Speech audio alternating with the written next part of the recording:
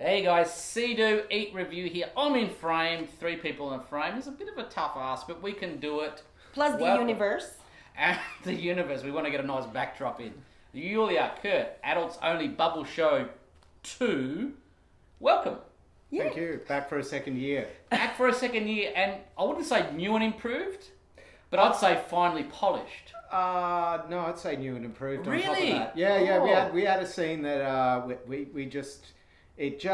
it was okay, but we just couldn't quite get it to work. So we changed it, and then that scene didn't work, and then we changed it again, and now it works. Now it's What was that original scene? So the original one was. Do you remember the one with the sort of the marriage to the big fat guy with the curly hair? Is this the stuff we do in the Double Show for Adults Only 2? We just jumped straight into the conversation. Yeah. So we swapped that out for like a techno rave, drug fueled audience volunteer scene. From white wedding dress, now I'm like, there is like a crazy rave lady having fun. So, if folks who saw the show last year, right, that was the very first incarnation of Adults Only Bubble Show 2.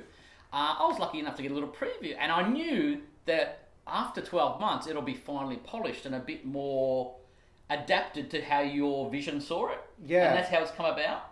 Yeah, well, I'm a massive perfectionist in these shows, so I'm always trying to make these perfect shows, and it's and there's just no way you can do it in that first year. Like, the show needs to settle, you need to find out what the audience likes, you need to find out what they see, you need to listen to the audience and hear. It's like, okay, this is meant to sound like this, and it doesn't sound like this, and just maximizing some of those tricks. And like, now it's so consistent with like every single trick is just like bang, bang, bang. So like, you know, it's everything that we're doing, we're able to do a little bit bigger, a little bit better, a little bit longer. So those bubble tricks are just looking like so much more slick. And if I pull the rope back a bit for what Adults Only Bubble Show 2 is, should I call it a series of skits or one storyline set over some skits? How would you describe it?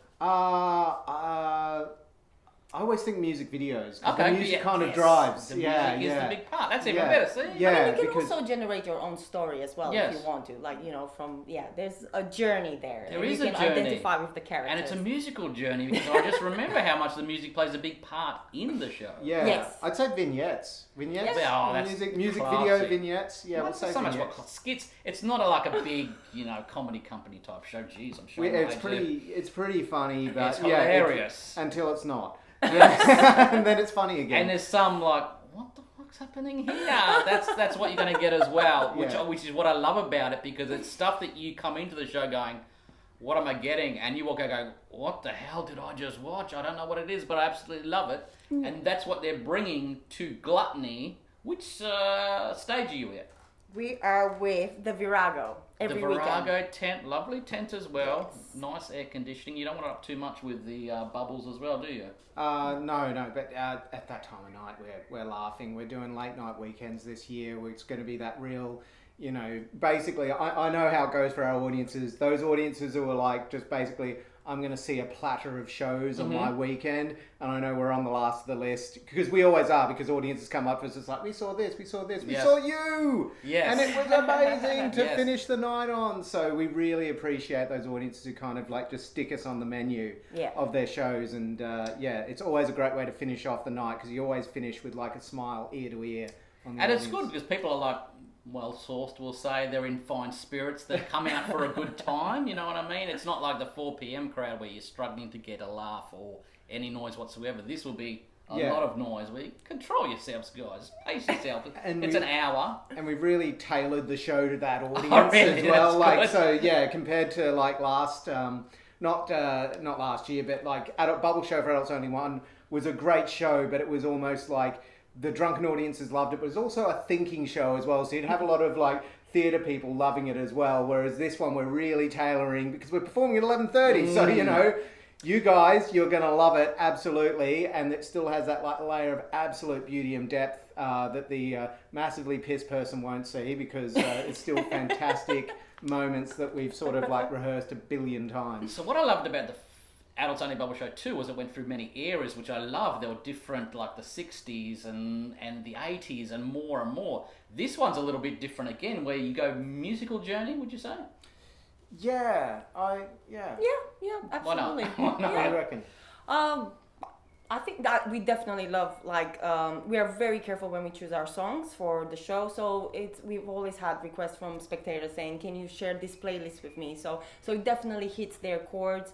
And if people see music videos in it, then clearly there's something really good that we selected with the music videos. And it's capturing that song that goes with not just the scene itself, but it also dictates the type of bubbles that we're going to do, because it's like, certain scenes it's going to be rough, it's going to be messy, and then other scenes it's like, no, we need people to focus on this, and working out where things go in different ways during the show. So I mean, I haven't even talked to you about the bubbles. What bubbles people expect from an adults only bubble 2 show?